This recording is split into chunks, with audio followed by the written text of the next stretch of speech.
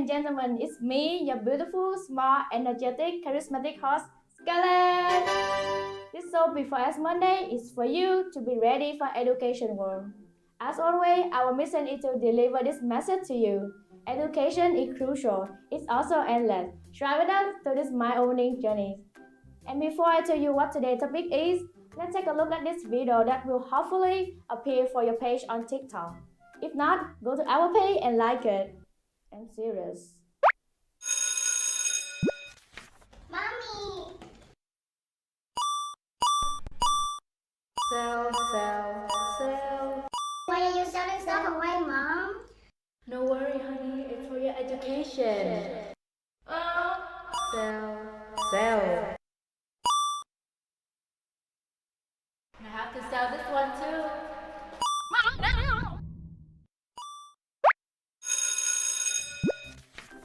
Selling your children away. Who does that? Am I right? Who does that?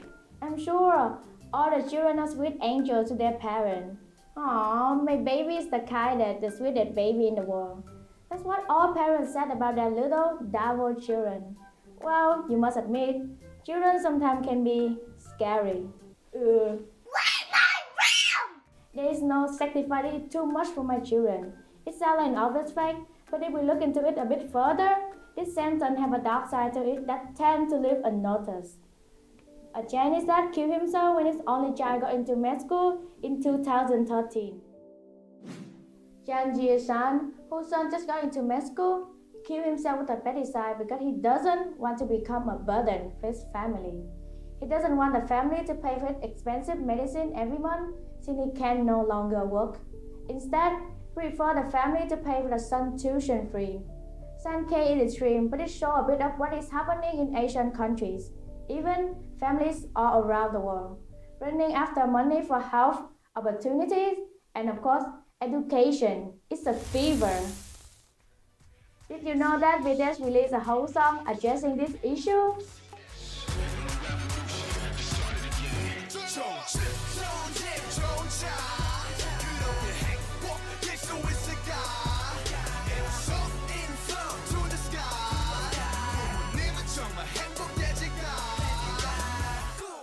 The song reflects on how Korean society reaches young people, how hard it is for the student in order to meet the parent expectation. Korea is not only famous for many top celebrities like BTS, but also because of Korean themselves are known for their burning educational fever. Education fever, which is also called educational enthusiasm, is meaning being overly obsessed with education. The term first appeared in a book by Michael J. Seth in 2002, displaying phenomena of South Korean society where education and success is a national obsession. Its origin in Confucianism, which was transmitted from China in the Three Kingdoms period 57 BC to AD 935.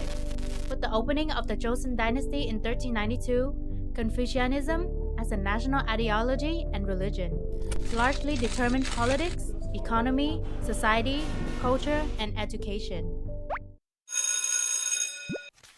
In South Korea, the National Examination Day is said to be one of the most stressful days in their life. On examination day, traffic are stagnant, business over later than usual, so they would not hinder the examinees.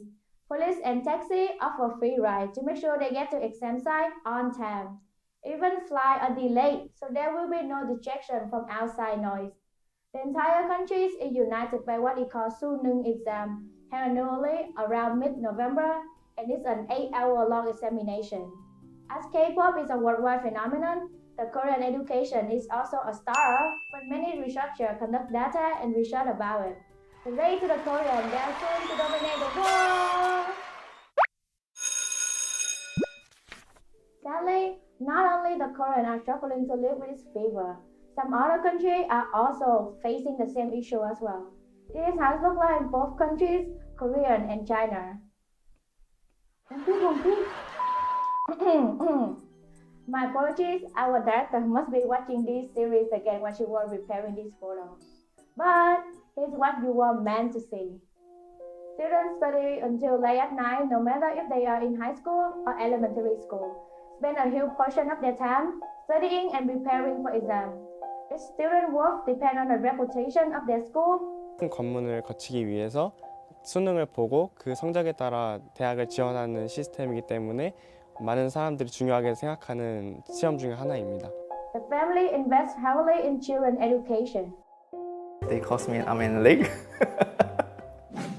Research finds that in China, 93% of parents pay for private tuition, which also means that more than 90% of Chinese students attend private classes after school, and 80% of Korean students go to extra classes after school. The students spend more than 10 hours per day to learn, and they have to prepare for their entrance exam. Gaokao for Chinese students, and as I mentioned before, Sunung for Korean students. And if you still don't get the picture of what it looks like, go watch these Korean drama. It reflects realistically on how brutal these systems are. Not so surprised that this is not the situation for only developed countries, but also developing countries, living each other at other race, but not this fever race. No one left behind in this party. In Vietnam, as Nguyễn Phinh School based in Tân Bình district, 12th graders start classes at 6:30 a.m. and leave classes at 10 p.m. every weekday, and from 6:30 a.m. to 4:30 p.m. on Saturday and Sunday.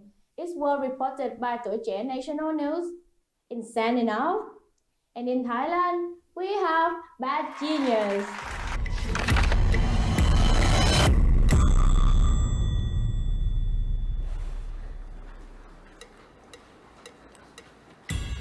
วิชาคณิตศาสตร์ผมเคยเตือนแล้วว่าไม่ง่ายคนที่รู้ว่าตัวเองไม่เข้าใจแล้วก็ไม่มาเรียนพิเศษกับผมจะมาอะไรกันตอนนี้มันก็ไม่ทันแล้ว In the movie, we have corruption, high-tech testing, academic pressure, academic dishonesty, and all these happen because there are some rich parents who would do anything for their children to get into top university. Is he or she smart enough for those schools? How would I know? You need to watch the movie to understand the whole situation of how crazy it can be. Looking from the parent perspective, who are the victim as well as the cause of this problem. They are like meat in the middle of the burger, and the bread is the pressure from other factors. The parents are crushed, but the burger tastes delicious.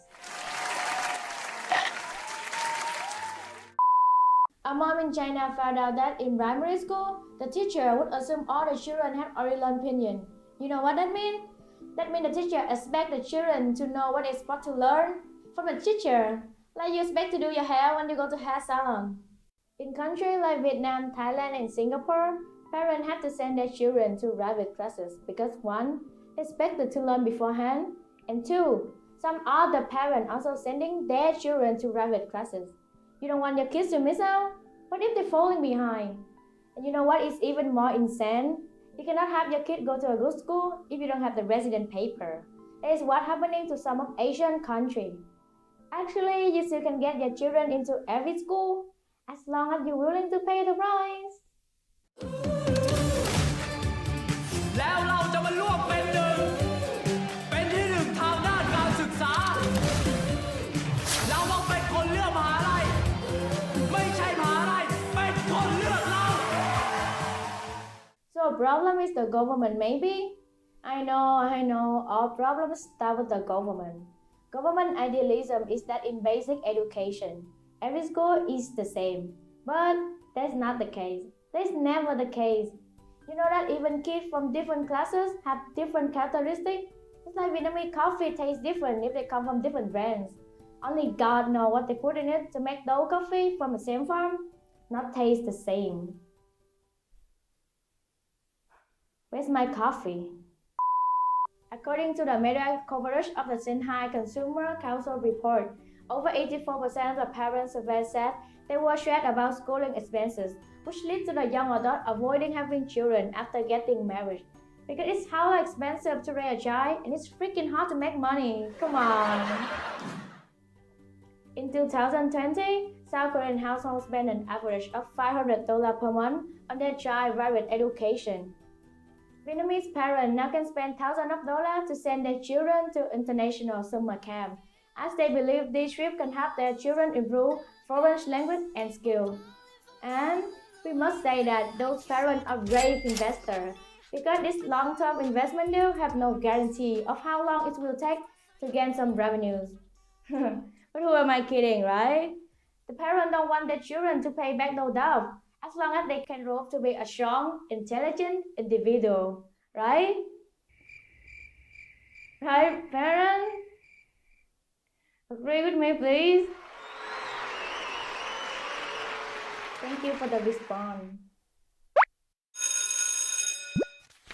We know all the upset about school, university are caused by parents, society, and governments. It leaves children being the sad victim. Children are being tutored for longer, starting younger. It used to be a year or two before the university entrance exam. Now it can start in middle school or even primaries. Soon enough, they will get to learn when they are still in mom belly with some classical Mozart music. The hunger to be good at school in Korea is so extreme that they have a curfew time for study at 10 p.m. There will be officers who go around and find students who are still in cram school. Look how crazy it sounds. Surely they will remember the time they have to hide from police officer to do more study, because it sounds just like a scene in the movie, a thrilling one. A medicine university found that more than 65% of city high school students suffer from mental disorder during exam season. In Korea, after a year 14-hour learning day, less than 2% of the students gain entry to Sky universities. 我觉得他们把高考看得太重了，我不想把高考看得那么重，我不想把它当成一个特别那个考试，因为你看得越重越紧张。We all feel worried before a big event, but these students see examination as a life and death situation. Many students in Asia use suicide as a way out after failing their entrance exam. We really don't encourage those actions. Please seek help if you need to. Parents, please don't forget that kids need their own time to play sport, to learn what they want. Only book and theory knowledge are old-fashioned, not functional and ugly as those skinny jeans. The key problem is despite everything that I have mentioned before, we all know that this whole education industry right now is a big strategy movie with a budget bigger than Bad Genius. Anyway, after all, you will still transfer money to your children mathematics and literature extra class, right? Of course, who am I to change your way of thinking after just one video? But what we want to do here is to bring out the issue so me, you, us, we can start to think about it a little bit. There's a letter from the school principal sent to parents before exam that will upload to Reddit. I want to pass this on to all parents. The exam of your child are to start soon. I know you are already anxious about your child to do well, but please do remember, among the students who will be sitting in the exam, there will be an artist who doesn't need to understand math. There's an entrepreneur who doesn't care about history or English literature. There's a musician whose chemistry mark won't matter. There's an artist whose physics fitness is more important than physics. If your child gets top mark, that's great. But if he or she doesn't, please don't take away their self-confidence and dignity from them. Tell them it's okay to take an exam. They are cut out for much bigger things in life. There's a bit more of the letter, but I will leave it here. And student, there are many choices in your life, and being different doesn't mean that you are a failure. You don't have to be excellent in every single subject. We all have weakness. Remember, a test doesn't define you. And this is also the end of today's news. I'm your host Scarlett, and as always, as Monday wants you to know that education is crucial. It's also endless. Try with us through this mind-opening journey. Before I say goodbye, if you're having a hard time being a morning person for school, we have prepared a few suggestions for morning routine which may help you struggle a bit less. That's it for this week as Monday. See you next week. Bye bye. Tips you may not need to know, but need to watch. Set alarm. Put it somewhere far so you have to actually get up. Eating breakfast before school is crucial. Have a delicious one. Food is fuel. Give yourself a thing to look forward to and feel excited for the day. It makes you feel happy to wake up. Double check your belongings to make sure you have everything ready. And breathe, breathe, breathe, breathe.